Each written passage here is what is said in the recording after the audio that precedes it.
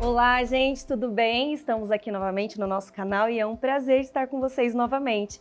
E hoje eu estou aqui com o Dr. João Haddad, ele que atua na área da geriatria, da longevidade e ele é especialista em água. Ele também é escritor do livro Iodo, Água e Sal, que são a essência da nossa saúde. Eu gostaria de saber hoje com o doutor qual é a importância da água na nossa vida. A água é muito importante na nossa vida porque o nosso corpo ele é feito entre 60% e 70% de água. É como se fosse um aquário que você precisa trocar essa água e repor a água. Nós perdemos a água no nosso corpo cerca de 2 litros e 400 mais ou menos em 24 horas. Nós perdemos pela respiração, pelo suor, pela urina, etc. Então nós precisamos repor essa água. Além de repor o que perdeu, nós temos que trocar a água. Então tem que fazer a troca dessa água também do nosso organismo. É importante porque todo o metabolismo do nosso corpo, ele precisa da água. A água é o nutriente mais abundante do corpo humano. Então não é só água, ele é um nutriente e o praticamente menos conhecido na sociedade. Aí as pessoas não sabem que a água é um nutriente importante. Por isso nós precisamos tomar uma água de boa qualidade. Doutor, então agora que a gente já sabe a importância da água na nossa vida, quais são os fatores mais importantes para a gente ter uma água de qualidade? Olha, a água para ser boa para beber, para fazer bem para a saúde, ela tem vários fatores. O primeiro deles, o mais importante, o mais básico, o mais simples de todos, é a purificação da água, a água purificada, a água limpa. Esse é o principal. Isso que mais todo mundo conhece por aí. Esse é o básico, é óbvio. Mas existem outros fatores importantes. Por exemplo, a condutibilidade da água. Olha que interessante. Quem que ia pensar nisso, condutibilidade da água? Porque para você levantar o seu braço, para você fazer qualquer movimento, ele praticamente é um movimento elétrico. Então você precisa ter uma água que faça uma boa condutibilidade elétrica. A alcalinidade da água, que é importantíssimo para o nosso organismo, para a saúde em geral. Então são vários esses fatores. Uma coisa chamada PRAL. PRAL vamos dizer, a resistência que essa água tem em manter ela por mais tempo alcalina no nosso organismo. Isso chama-se PRAL. E tem outros também, a tensão superficial da água. Para quê? Quanto menor a tensão superficial, ela hidrata muito mais longe, ela vai muito mais até a pele. Então chamado tensão superficial. E há o poder chamado óxido-redução, que ela ajuda a tirar os radicais livres do nosso organismo. E por isso a água também tem fator antioxidante nesse sentido. Então esses são os fatores principais da água. Doutor, também se fala muito sobre a água alcalina e sobre o pH da água. Qual que é a sua opinião a respeito disso? A água alcalina ela é muito importante para o nosso corpo, sim. Para você ter uma ideia, quanto mais ácido está teu organismo, teus órgãos do teu organismo, você vai envelhecer mais rápido. Quanto mais ácido tiver seus órgãos, mais fácil você desenvolver câncer. O câncer se desenvolve no meio ácido. Isso é prêmio Nobel de Medicina. É a comprovação que o câncer, a célula cancerosa, só se desenvolve em meio ácido. E então é importante que você tenha os teus tecidos alcalinizados, que é o normal.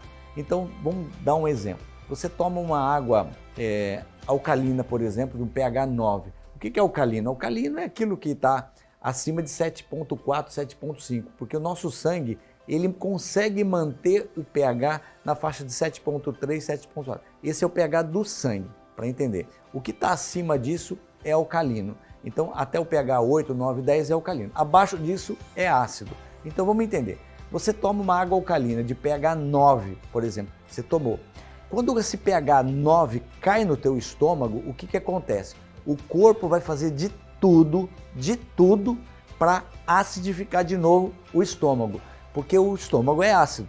E para ele acidificar, ele tira o H+, eu não vou entrar em detalhes, do sangue, ele tira o processo de acidificação que está no sangue. Então ele tira o H+ do sangue. Só que o sangue não pode baixar o pH dele de 7,3, 7,4. Ele não vai baixar. E da onde ele tira para alcalinizar o sangue? Ele tira o ácido do tecido, o ácido dos órgãos, entenderam? E é assim que funciona. Então ele vai alcalinizando. Por isso, quando a gente fala tomar água alcalina, ele alcaliniza os tecidos e os órgãos. Não é que quando você toma, porque tem pessoas que não entendem, não estudam sobre o assunto, eles falam assim, não, se você tomar uma água alcalina, ela vai acidificar no estômago, não adianta nada. Não, isso é falta de conhecimento, é uma coisa simples, a matemática é essa. Cai o alcalino no estômago, puxa o ácido do sangue e o sangue puxa o ácido do tecido e alcaliniza o tecido. Tá aí uma parte da resposta da água alcalina. Tá? Além do mais, a água alcalina, ela também tem uma sobreposição da parte molecular da água que faz com que também a água ela atinja lugares um pouquinho mais remotos do organismo. Ele penetra mais fácil e hidrata melhor, por exemplo, a pele e outros órgãos mais distantes. Então assim, a água alcalina é tudo hoje para a saúde. E quando você toma água ácida, aí vocês já entenderam, você está piorando. Por isso que o refrigerante é um veneno. O refrigerante, ele tem um pH de 2,5 mais ou menos, e 2,5, e o pH ácido do refrigerante, para vocês terem uma ideia, ele é logaritmo, de 2,5 para 3,5 aumenta 10 vezes, entendeu? Para subir o pH de 2,5 para 3,5, para 3,5 para 4,5, 100 vezes, e assim vai indo, ele chega a aumentar 100 mil vezes, até só para empatar os 7,5. Então, quando você toma um copo de refrigerante, você precisa no mínimo, olha só, no mínimo 34 copos de água alcalina de pH 10 só para equilibrar o prejuízo. Olha a importância da água alcalina aí e os alimentos alcalinos também. Doutor, e agora que você mencionou sobre o câncer, quais são os principais problemas que a água não purificada pode causar na nossa saúde? Então, a água não purificada é um problema sério. Para vocês terem ideia, nem toda água é igual, é como nem todo carro é igual. Né? É carro? Mas nem todo carro é igual. A água é a mesma coisa, é dessa maneira que a gente tem que ver.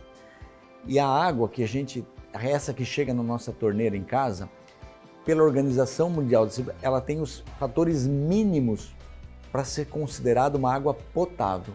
Uma água potável não quer dizer que ela é ideal para tomar. Só para vocês terem uma ideia, existem mais de 5.000 elementos que não são dosados na água que chega na sua torneira.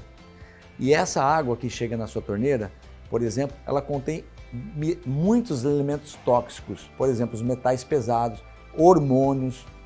Os hormônios vão fazendo alteração no nosso organismo. E esses metais pesados, a própria poluição faz isso, flúor, cloro que chega na água. Para vocês terem uma ideia, a água que chega na nossa casa tem cerca de 1000 vezes mais cloro do que é determinado pela Organização Mundial da Saúde.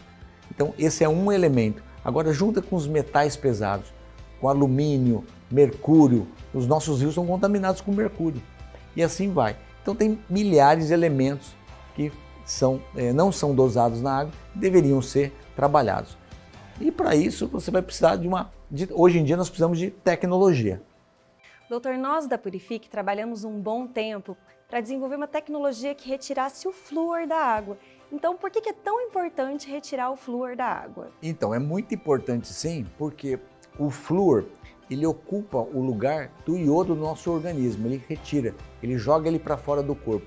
E o iodo, ele é responsável, por exemplo, na formação dos hormônios tireoidianos, na prevenção do câncer de pele, de tireoide, de esôfago, de estômago, de próstata, de útero, ovários. Então o iodo é um anticâncer. Quando você faz uso do flúor, você está facilitando o processo de câncer. Então quando o hipotireoidismo, por isso diz assim, hipotireoidismo faz câncer. Agora você começa a entender por quê. Por causa do iodo. A célula cancerígena do corpo, ela é considerada imortal. Quando você tem um produto que é produzido pelo próprio iodo, chama delta-iodo-lactona, ele transforma essa célula imortal em mortal e o próprio corpo consegue matar ela. Por isso, todo mundo sabe que o nosso corpo produz 7, 10 células cancerosas por dia. E por que nós não desenvolvemos o câncer? Justamente esse é um fator, né? Outra coisa, o iodo ajuda também a alcalinizar o nosso tecido. Quando você usa o flúor, ele expulsa o iodo, desalcaliniza. Olha quanta coisa importante. Então, o flúor, ele machuca o ovário da mulher, ele vai levando um problema de deficiência ovariana. Por isso as mulheres nos dias de hoje têm muito mais problema com menstruação, TPM, hormônios, mioma, endometriose, cistos mamários, etc., por deficiência do iodo. O próprio iodo, nós estamos falando do iodo porque o flúor expulsa o iodo. Fiquei bem claro com isso? Isso é muito importante. Não é só o flúor faz isso, mas o cloro faz isso também. Por isso nós devemos tirar o cloro da água e o flúor da água. E existe um mito, que hoje virou um mito. O flúor é bom para os dentes, para o cálcio? Eu vou explicar, mostrar porque não é bem assim. Quando você precisa formar ossos no nosso organismo, você precisa, por exemplo, a parede, quando a gente reboca, nós precisamos do cimento. Os nossos ossos, ele tem muito mais proteína do que cálcio. Quem segura o cálcio é a proteína. Na parede, quem segura a areia é o cimento. Tudo bem? Então, se você usar o flúor, você vai aumentar o número de areia na parede. Então, se você passar a unha assim, ele vai ralear. A impressão que está aumentando a calcificação, mas na verdade não está aumentando a calcificação.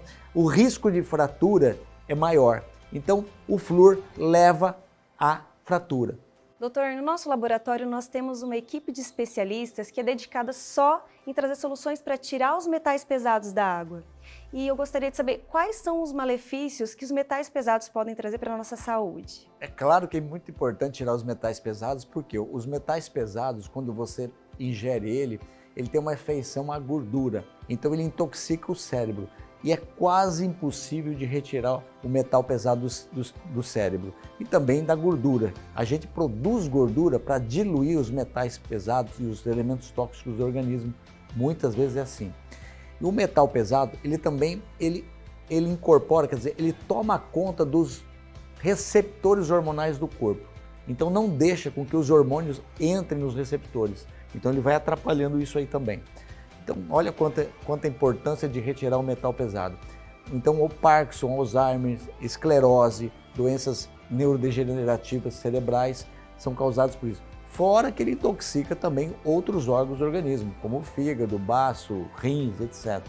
Então, o mal do metal pesado, por isso chama elemento tóxico. O metal pesado é um elemento tóxico.